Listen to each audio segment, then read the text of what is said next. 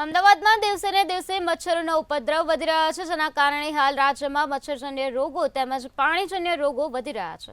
ત્યારે અમદાવાદ શહેરમાં હાલ બેવડી ઋતુના કારણે વાયરલ ઇન્ફેક્શનના કેસ વધુ જોવા મળી રહ્યા છે. આ સાથે જ અમદાવાદની અસરવા સિવિલ હોસ્પિટલમાં છેલ્લા 15 દિવસમાં 35,500 લોકોએ ઓપીડી દ્વારા સારવાર લીધી હતી, જ્યારે ઝાડા ઉલટીના 80, કમળાના 68 કેસ નોંધાયા હતા. અસરવા સિવિલના સુપ્રિન્ટેન્ડન્ટ રાકેશ જોશીના જણાવ્યા અનુસાર આગળના દિવસોમાં પાણીજન્ય રોગમાં વધારો થવાની શક્યતા છે. આ સાથે જ હાલ દર્દીઓમાં ધૂળથી એલર્જી થવાની ફરિયાદો પણ વધી રહી છે. તેથી પોતાને સ્વસ્થ રાખવા હાઇજેનિક સ્થિતિ ઉપર ધ્યાન આપવાની જરૂર છે.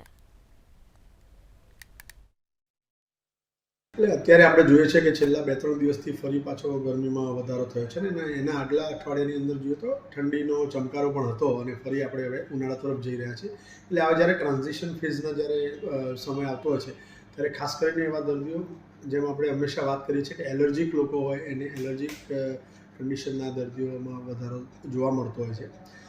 ધૂળ ધુમાડાથી જેને એલર્જી હોય એવા લોકો, એટલે એમ કે એલર્જીક રાઇનાઇટિસ કે બ્રોન્કાઇટિસ કે એવા દર્દીઓ હોઈ શકે.